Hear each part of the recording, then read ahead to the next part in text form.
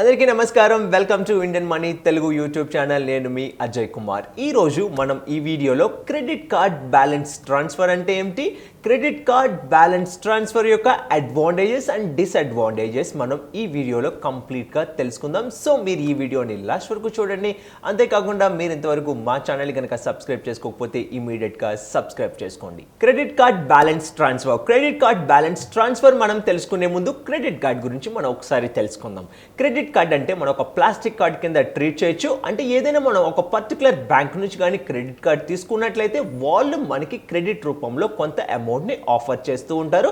So ఆ amount అనేది మనకి ఒక పర్టికులర్ టైం అంటూ ఇస్తూ ఉంటారు. ఒక 45 డేస్ నుంచి 60 డేస్ వరకు మధ్య టైం అని.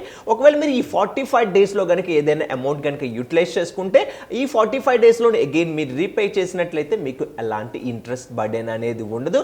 సో అందుకని చెప్పి మనకి క్రెడిట్ కార్డ్ అనేది చాలా బాగా ఉపయోగపడుతుంది.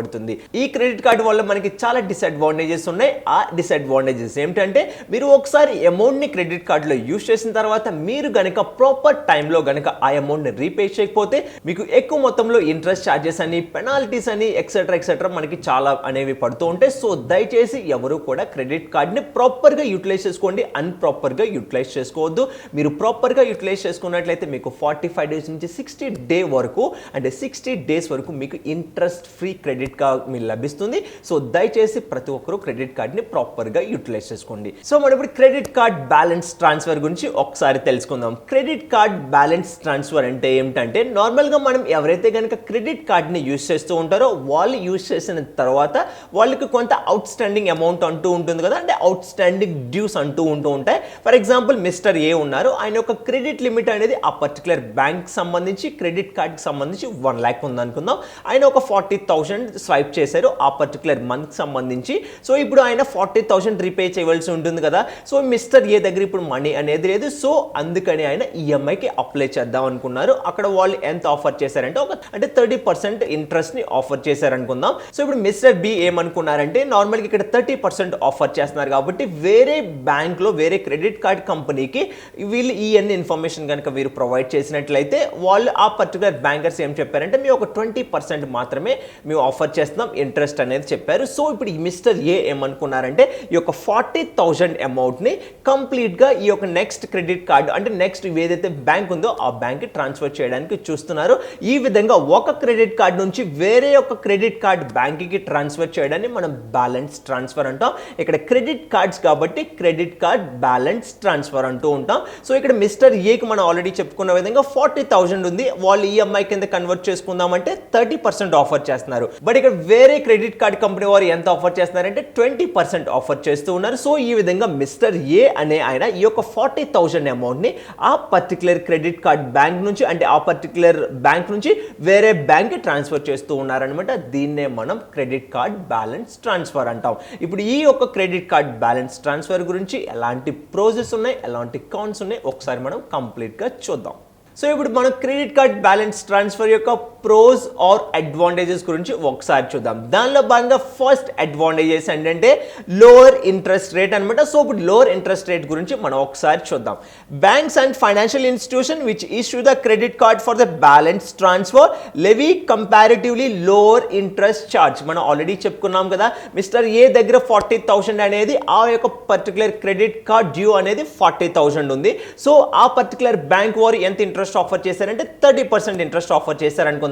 సో ఇక్కడ వేరే బ్యాంక్ వాళ్ళు 20% ఆఫర్ చేయడం వల్ల అంటే ఇంట్రెస్ట్ రేట్ అనేది కీ రోల్ ప్లే చేసింది కదా. సో ఈ విధంగా చాలా మంది ఇంట్రెస్ట్ ని దృష్టిలో పెట్టుకుని ఒక బ్యాంక్ నుంచి వేరే బ్యాంక్ కి ట్రాన్స్ఫర్ చేస్తూ ఉంటారు. సో ఈ విధంగా మీరు కూడా మీ యొక్క బ్యాలెన్స్ ట్రాన్స్ఫర్ చేసుకోవచ్చు. మీరు ఒక డిఫరెంట్ బ్యాంక్ ని అప్రోచ్ అయ్యి సో మీరు ఆ పర్టికులర్ క్రెడిట్ కార్డ్ బ్యాంక్ ని అప్రోచ్ అవడం ద్వారా మీరు ఒక బ్యాంక్ నుంచి వేరే బ్యాంక్ కి మీరు అమౌంట్ అనేది ట్రాన్స్ఫర్ చేసుకోవచ్చు ఎప్పుడంటే వారు కనుక లోయర్ ఇంట్రెస్ట్ ని ఆఫర్ చేస్తున్నట్లయితే.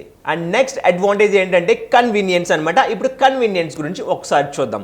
Transferring multiple credit card balance into the one credit card is a lot easier అనమాట. నార్మల్ గా మిస్టర్ ఏ అనే ఆయన దగ్గర మనం ఒక క్రెడిట్ కార్డే ఉందని చెప్పుకున్నాం కదా. ఇక్కడ ఈ ఎగ్జాంపుల్ లో మిస్టర్ బి అనే వాళ్ళు ఉన్నారు, ఆయనకి 4 క్రెడిట్ కార్డ్స్ ఉన్నాయి.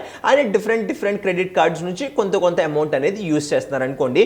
ఇప్పుడు ఆయన పేమెంట్ డేట్స్, పేమెంట్ సైకిల్స్, ఆయన పే చేయవలసిన అమౌంట్ అనేది డిఫరెంట్ గా అమౌంట్ అమౌంట్ ఉంటూ ఉంటుంది కదా. సో ఇప్పుడు మిస్టర్ బి ఏం చేశారంటే ఇవన్నీ credit card different credit card యొక్క అవుట్ స్టాండింగ్ ని ఒక క్రెడిట్ కార్డ్ అవుట్ స్టాండింగ్ లోకి అంటే ఒక క్రెడిట్ కార్డ్ లో కనుక ట్రాన్స్ఫర్ చేసినట్లయితే ఆయనకి కన్వీనియంట్ గా ఉంటుంది. అండ్ ఎప్పుడైతే ఆయనకి పర్టికులర్ డేట్ వస్తుందో ఆ డేట్ కూడా కంప్లీట్ గా అండర్స్టాండ్ అవుతుంది. ఈ విధంగా చాలా మంది కన్వీనియన్స్ కూడా చూసుకుంటూ ఉంటారు క్రెడిట్ కార్డ్ బ్యాలెన్స్ ట్రాన్స్ఫర్ చేసినప్పుడు. సో నెక్స్ట్ అడ్వాంటేజ్ ఏంటంటే అడిషనల్ బఫర్ టైం. ఇది కూడా చాలా important. Many banks give a buffer time to credit card holder to pay off the debt after the credit card balance transfer with zero or nominal interest rate. చూడండి ఇది కూడా మనకి చాలా important, ఎందుకంటే ఇక్కడ కొంచెం అడిషనల్ గా బఫర్ టైం ని ప్రొవైడ్ చేస్తూ ఉన్నారు. కొంతమంది ఏమిటంటే ఇలా మన మిస్టర్ ఏ గురించి ఆల్రెడీ చెప్పుకున్నాం కదా, ఆయన ఒక 40,000 అనేది ఆయనకి అవుట్ స్టాండింగ్ ఉంది. సో ఈయన కనుక వేరే బ్యాంక్ కి కనుక ఆ పర్టికులర్ అమౌంట్ ని ట్రాన్స్ఫర్ చేస్తే ఈ పర్టికులర్ బ్యాంక్ అనేవారు ఆయనకి ఎక్కువగా టైం అనేది ప్రొవైడ్ చేస్తూ ఉంటారు. సో ఈ విధంగా మనం ఇది ఒక అడ్వాంటేజెస్ కింద కూడా మనం చెప్పుకోవచ్చు.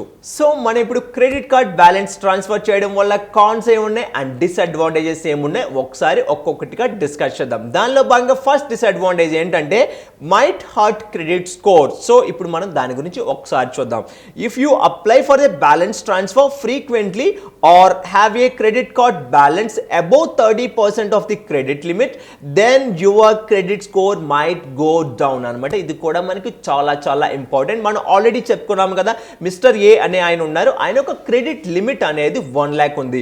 బట్ ఆయన యూజ్ చేసిన అమౌంట్ ఎంత 40,000. అంటే ఆయన క్రెడిట్ యూటిలైజేషన్ రేషియో కన్నా అగైన్ 10,000 అనేది ఎక్స్ట్రా చేశారు. ప్లస్ ఈయన వేరే బ్యాంక్స్ ని అప్రోచ్ అవుతూ ఉన్నారు, నేను ఒక బ్యాలెన్స్ ట్రాన్స్ఫర్ చేసుకుందాం అని చెప్పి. ఇలా చేసుకోవడం వల్ల కూడా హార్డ్ ఎంక్వైరీగా ట్రీట్ చేసి మేబీ మీ యొక్క క్రెడిట్ స్కోర్ అనేది కూడా తక్కువ అవడానికి పాసిబిలిటీ ఉంది. ఇక్కడ 2 అడ్వాంటేజెస్ అన్ని ఉన్నాయి ఈ యొక్క పాయింట్ లో. ఒకటి ఏంటంటే ఈయన 30% కన్నా ఎక్కువ యూటిలైజ్ చేశారు, అది ఒక డిసడ్వాంటేజ్. అండ్ ఈయన యొక్క బ్యాలెన్స్ ట్రాన్స్ఫర్ చేద్దామని చెప్పి చాలా బ్యాంక్ ని ఎంక్వైరీ చేస్తున్నారు కదా, దాన్ని కూడా మనం హార్డ్ ఎంక్వైరీ అంటూ ఉంటాం. సో ఈ విధంగా ఎక్కువగా హార్డ్ ఎంక్వైరీలు చేయడం వల్ల ఎక్కువగా క్రెడిట్ యూటిలైజేషన్ రేషియో దాటిపోయి యూజ్ చేయడం వల్ల కూడా మన క్రెడిట్ స్కోర్ అనేది తగ్గిపోతూ ఉంటుంది. సో దయచేసి ఎవరైతే కనుక బ్యాలెన్స్ ట్రాన్స్ఫర్ చేసుకుందాం అనుకుంటున్నారో వాళ్ళు ఎంత అమౌంట్ ఉందో చూసుకోండి, మీ యొక్క క్రెడిట్ లిమిట్ ఎంత ఉంది దాని ప్రకారం మీరు ఒక 30% లోపల యూజ్ చేయండి. అండ్ మీరు బ్యాలెన్స్ ట్రాన్స్ఫర్ చేసుకుందాం అనుకున్నప్పుడు అన్ని బ్యాంక్స్ ని మాత్రం మీరు అప్రోచ్ అవ్వద్దు, అది కూడా మీరు ఒకసారి చూసుకోండి. సో ఇప్పుడు నెక్స్ట్ డిసడ్వాంటేజ్ చూద్దాం. ఆ డిసడ్వాంటేజ్ ఏంటంటే ఎక్స్పెన్సివ్. సో ఇప్పుడు ఎక్స్పెన్సివ్ గురించి మనం ఒకసారి చూద్దాం. Majority of the bank charges processing fee for initiating balance transfer అనమాట. నార్మల్గా మనం మిస్టర్ ఏ గురించి చెప్పుకున్నాం కదా, ఇక్కడ మిస్టర్ ఏ అనే ఆయన ఒక బ్యాంక్ నుంచి వేరే బ్యాంక్ ట్రాన్స్ఫర్ చేద్దాం అనుకుంటున్నారు కాబట్టి ఆయన ఒక క్రెడిట్ కార్డ్ అవుట్ స్టాండింగ్ ని ఇక్కడ వేరే ఏదైతే బ్యాంక్ ఉందో కొన్ని సిచ్యువేషన్స్ లో ఈ నెక్స్ట్ బ్యాంక్ అనేది ప్రాసెసింగ్ ఫీ కింద కొంచెం ఎక్స్పెన్సెస్ ని చార్జ్ చేస్తూ ఉంటారు. అంటే కొంత పెనాల్టీస్ రూపంలో వాళ్ళ యొక్క ప్రాసెసింగ్ ఫీ రూపంలో కొంత అమౌంట్ అనేది చార్జ్ చేస్తూ ఉంటారు. సో దయచేసి మీరు ఇది కూడా ఒకసారి అబ్జర్వ్ చేసి అప్పుడు మాత్రమే ఎవరైతే ప్రాసెసింగ్ ఫీజ్ అనేది తక్కువగా ఉంది లేదా కొంతమంది ప్రాసెసింగ్ ఫీజ్ అనేది కూడా తీసుకోరు, ఇవన్నీ మీరు ఒకసారి చెక్ చేసుకుని అప్పుడు మాత్రమే మీరు బ్యాలెన్స్ ట్రాన్స్ఫర్ చేయడానికి ట్రై చేయండి. And last but not least ఇది కూడా మనం డిసడ్వాంటేజెస్ కింద చెప్పుకోవచ్చు. ఆ డిసడ్వాంటేజ్ ఏంటంటే ఇంక్రీస్డ్ రిస్క్ ఆఫ్ డెట్ అనమాట. సో మనం ఇప్పుడు దీని గురించి ఒకసారి చూద్దాం. When you opt for a credit card balance transfer, you may end up with a credit card with a higher credit limit, hence more credit card debt అనమాట. నార్మల్గా ఎక్కువగా ఈ బ్యాలెన్స్ ట్రాన్స్ఫర్ అది ఎందుకు చేసుకుంటూ ఉంటారంటే వాళ్ళు కంప్లీట్గా వాళ్ళంత క్రెడిట్ కార్డ్ లిమిట్ ఎంత ఉందో దాన్ని యూజ్ చేసుకుని ఉంటూ ఉంటారు. అండ్ వారు ఈఎంఐకి అప్లై చేసుకున్నప్పుడు ఆ పర్టికులర్ బ్యాంక్ అనేవారు ఎక్కువ మొత్తంలో ఛార్జెస్ అనేది చేస్తూ ఉంటారు, ఇంట్రెస్ట్ ఛార్జెస్ అనేది చాలా ఎక్కువ మొత్తంలో ఉంటాయి. అలాంటి సిచ్యువేషన్లో చాలా మంది ఒక బ్యాంక్ నుంచి వేరే బ్యాంక్కి ట్రాన్స్ఫర్ చేస్తూ ఉంటారు. మీరు ఎలా చేసినా కూడా మీ ఫైనల్గా ఎండప్ అయ్యేది మీరు కంప్లీట్ హయ్యర్ లిమిట్ అనమాట. సో దయచేసి కూడా చాలా మంది గుర్తుంచుకోవాల్సిన విషయం ఏంటంటే మీరు క్రెడిట్ కార్డ్ని తీసుకున్న తర్వాత ఈ తప్పులు మాత్రం మీరు చేయకండి. అండ్ ఇక్కడ బ్యాలెన్స్ ట్రాన్స్ఫర్ చేసుకునే ముందు అగైన్ ఇవన్నీ కూడా మీరు ఒకసారి అబ్జర్వ్ చేయండి. అండ్ మీరు క్రెడిట్ కార్డ్ తీసుకున్న తర్వాత మోర్ దెన్ 30% మీరు యూజ్ చేయొద్దు. అండ్ మీరు బ్యాలెన్స్ ట్రాన్స్ఫర్ చేద్దాం అనుకున్నప్పుడు కూడా మీరు ఏ బ్యాంక్ అనేది తక్కువ ఇంట్రెస్ట్గా ఆఫర్ చేస్తున్నారు, హార్డ్ ఎంక్వైరీస్ ఎలా ఉన్నాయి, ఈ యొక్క ఎక్స్పెన్సెస్ ఎలా ఉన్నాయి, ఇవన్నీ మీరు త్వరగా చెక్ చేసుకుని అప్పుడు మాత్రమే ఈ యొక్క బ్యాలెన్స్ ట్రాన్స్ఫర్ అనేది మీరు చేయండి. సో మనం ఇప్పుడు చెప్పుకున్న ప్రోస్ అండ్ కాన్స్ అనేవి క్రెడిట్ కార్డ్ మీరు బ్యాలెన్స్ ట్రాన్స్ఫర్ చేసినప్పుడు అప్లికబుల్ అవుద్ది. సో ఈ వీడియోని మీకు నచ్చినట్లయితే లైక్ చేయండి అండ్ మీ ఫ్రెండ్స్తో కూడా షేర్ చేయండి. మీకు ఈ విధంగా financial knowledge like credit card గురించి కానీ, క్రెడిట్ స్కోర్ గురించి కానీ, మ్యూచువల్ ఫండ్స్ గురించి కానీ, స్టాక్ మార్కెట్ గురించి కానీ కంప్లీట్ డీటెయిల్స్ తెలియాలంటే ఇప్పుడే ఫైనాన్షియల్ ఫ్రీడమ్ యాప్ని డౌన్లోడ్ చేయండి. కింద డిస్క్రిప్షన్ బాక్స్లో లింక్ చేయబడింది. ఫర్ ఎగ్జాంపుల్ ఎవరైనా మ్యూచువల్ ఫండ్ కోర్స్ గురించి తెలుసుకోవాలనుకుంటున్నారనుకోండి, అలాంటి వారికి కంప్లీట్గా మ్యూచువల్ ఫండ్ కోర్స్ ఉంది. అక్కడ పిన్ టు పిన్ మేము ఎక్స్ప్లెయిన్ చేసాం. ఎవరైతే గనక మీరు లేమెన్ అంటే ఎవరైతే గనక అసలు మీకు మ్యూచువల్ ఫండ్ మీద అండర్స్టాండింగ్ లేదో, మ్యూచువల్ ఫండ్స్ మీరు న్యూగా ఎంటర్ అవుతున్నారో అలాంటి వారికి ఈ మ్యూచువల్ ఫండ్ కోర్స్ అనేది చాలా బాగా ఉపయోగపడుతుంది.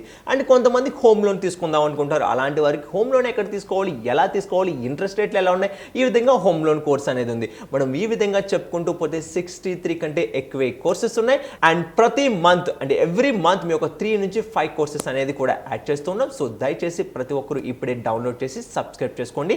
అండ్ మీరు సబ్స్క్రైబ్ చేసుకునే ముందు KOLA కోలా అనే మీరు ప్రోమో కోడ్ని కనుక యూస్ చేసినట్లయితే మీకు 2000 రూపీస్ డిస్కౌంట్ అనేది లభిస్తుంది. మరింత కలిసి ఇప్పుడే డౌన్లోడ్ చేసి సబ్స్క్రైబ్ చేసుకోండి. Thank you for watching. జై హింద్.